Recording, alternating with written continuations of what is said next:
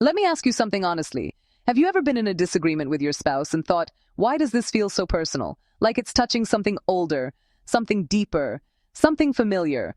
Welcome to Mind Matters Expert. Marriage may look like a relationship between two adults, but emotionally, it's often a relationship between two inner children. Many of the struggles couples face, the arguments, the shutdowns, the misunderstandings, aren't really about what's happening now. They're about what happened then. Unresolved childhood wounds don't disappear when we grow up.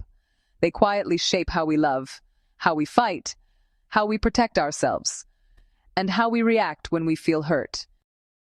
So what exactly are childhood wounds? They're emotional injuries formed when important needs weren't met early in life. Needs like feeling safe, feeling seen, feeling loved consistently, feeling emotionally supported. And this doesn't require extreme trauma.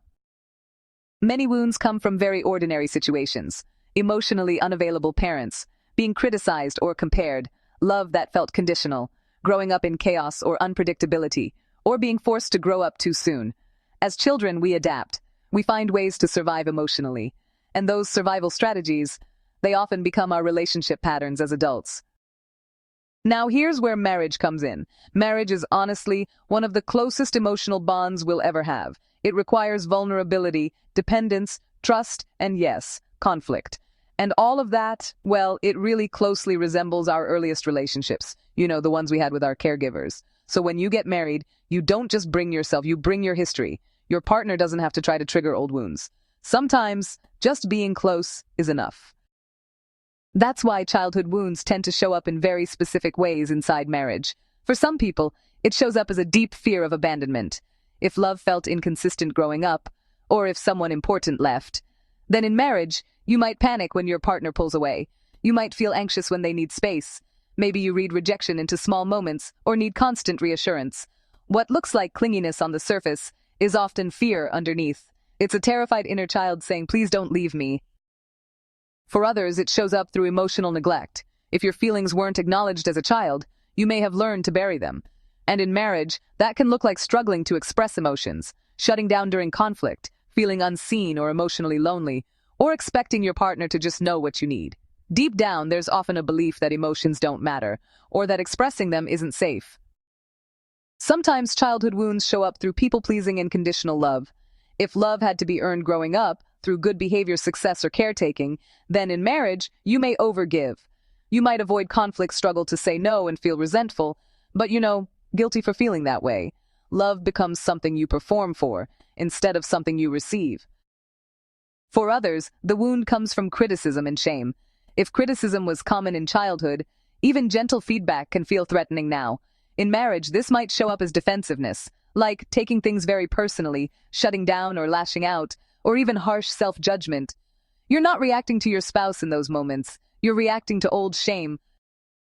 Then there's the need for control. If your childhood felt chaotic or unsafe, control may have become your protection. In marriage, that might look like difficulty trusting, anxiety around uncertainty, micromanaging, or emotional rigidity. Control feels like safety, even when it quietly creates distance. And for some people, the wound comes from growing up too fast. If you had to take care of others emotionally as a child, then in marriage, you might do everything. Carry the emotional load. Choose partners who rely heavily on you. And, feel exhausted and unappreciated. You learned your value came from being needed, not from being cared for. Why small conflicts feel so big? This is also why conflicts in marriage can feel so intense. Because honestly, many arguments aren't really about the issue. They're about what the issue represents. A forgotten task becomes, I don't matter. A delayed text becomes, I've been abandoned. A sharp tone becomes, I'm not good enough. When childhood wounds are triggered, emotions escalate fast. Logic disappears. And the body goes into survival mode. That's why arguments can feel overwhelming and unresolved. And this is where the nervous system plays a huge role. These wounds don't just live in memory, they live in the body. When triggered, the nervous system reacts as if the original danger is happening again. You might fight, through anger or blame. Flee, by avoiding or withdrawing. Freeze, by shutting down. Or fawn, by people-pleasing. This isn't weakness, it's learned survival. So, the big question becomes, can marriage actually heal childhood wounds? Marriage doesn't create these wounds, but it does reveal them, and with awareness, it can also become a place of healing. awareness is the first step. Healing often starts with simply noticing when your reactions feel bigger than the moment, asking yourself, what am I really afraid of right now? And does this feeling feel familiar? Separating the past from the present is so important. It also means separating the past from the present. Your partner isn't your parent, even when, it feels like they are. Naming that difference matters more than you might think. Learning to self-soothe is a key part of this journey. Healing also requires learning how to self-soothe. Your partner can support you, but, they can't heal your inner child alone. Therapy, journaling, breathwork, and mindfulness, these all help your nervous system learn what safety feels like now. Vulnerability builds emotional safety. And, one of the most powerful shifts happens when you speak from vulnerability. Instead of blame, you name the deeper feeling. Like, I felt scared. Or, I felt unimportant. Maybe even, this touched something old for me. Vulnerability honestly invites connection. Defense, on the other hand, just invites distance. Remember, marriage is a mirror, not a punishment. Because at its core, marriage is a mirror. It reflects our unhealed parts. But that reflection isn't a punishment. It's actually an invitation. An invitation to see old pain clearly, to respond differently, and to learn secure love in adulthood. Healing doesn't mean never being triggered. It really means noticing, taking responsibility, and choosing compassion, both for yourself and for your partner. So, let me leave you with this. You don't enter marriage as a blank slate. You enter with a story, and so does the person beside you. Childhood wounds will show up. That's just inevitable.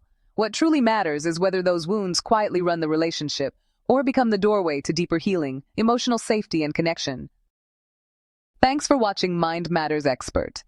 If this video added value to your day, give it a like, share it with someone who could benefit, and subscribe for more practical mindset and growth content. Drop a comment below. I'd love to hear what resonated with you or how you're applying these insights in your own life. See you next time. Stay focused, stay emotionally aware, and stay empowered.